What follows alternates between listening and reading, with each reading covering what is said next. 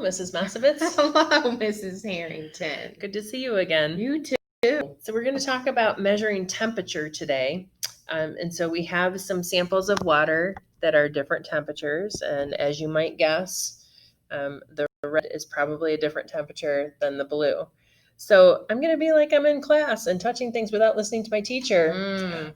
Oh, that was really warm. I'm curious about this over here too.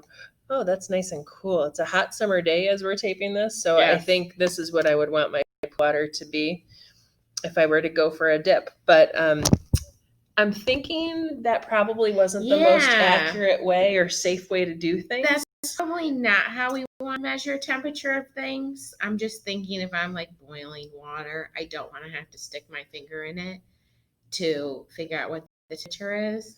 So we probably need a tool to help us. You know, I remember, I've got one for you too. Thank you. That these are called thermometers. They're not the cool ones that your parents probably have now that they point it and doesn't even touch you and it takes your temperature because all of our corona changes in the way we do things. I have one of those. Yes, but you can see that it's kind of like a ruler because it has graduations along the side. But my unit, instead of a centimeter or an inch, you can see it has degrees C on the side. What does that mean? Yeah, I was going to ask you. I know when I watch the weather that we do Fahrenheit here, which would be degrees F. Why is this C? Why do we have C? Because the rest of the world uses Celsius, which starts with a C. So if you ever go up like to the Alexandria Bay area and you turn on the TV to get the weather, sometimes you'll get a Canadian station and they'll have all of their temperatures like in the 20s and you're saying it's not 20s out, it's really hot, it's summertime. Well, the equivalent in there is going to be really warm for us. Yeah, like today it's probably in the 80s in this room, and this says that it's about 32 degrees Celsius. So that's really warm. We probably need to turn the air conditioner on, and that's probably why my face is so red. But we thought you would be able to hear us better without the AC unit on.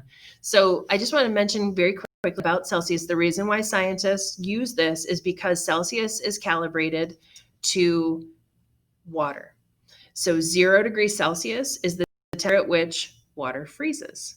100 degrees Celsius is the temperature at which water boils.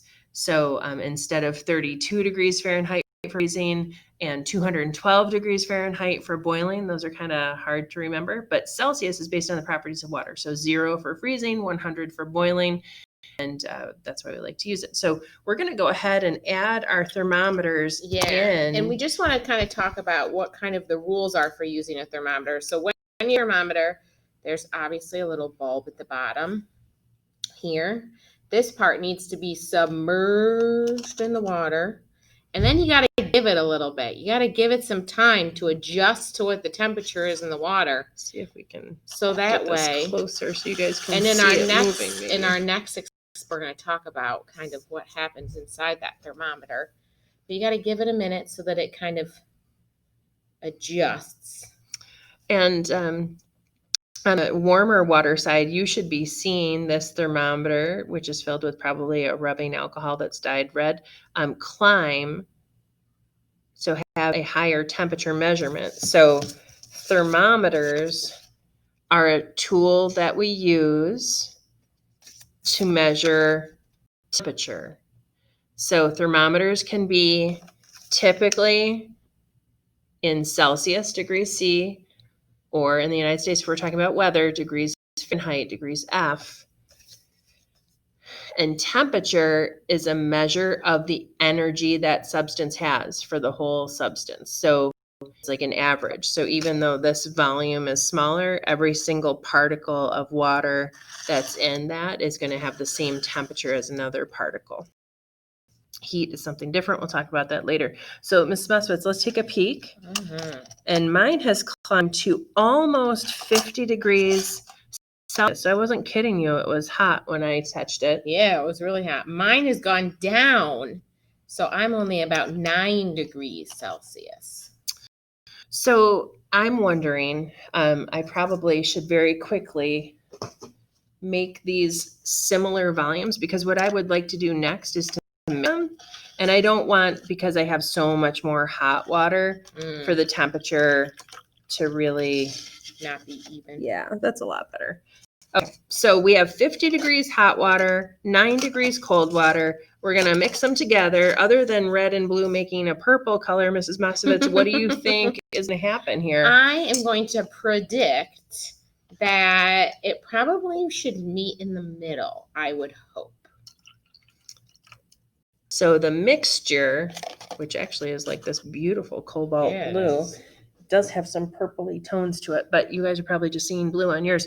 At any rate, it's going to be lower than 50 degrees, I would hope. but higher than 9 degrees. Yes. So while we're waiting for that to adjust, what else do we really need to remind you guys of? And on FOSWeb, there's an online activity that you can use for using a thermometer and getting Yep. familiar with You're that. going to practice measuring temperature, and you're also going to practice reading a thermometer. So you're going to practice how to measure the temperature of things, and then also kind of, because thermometers are kind of tough.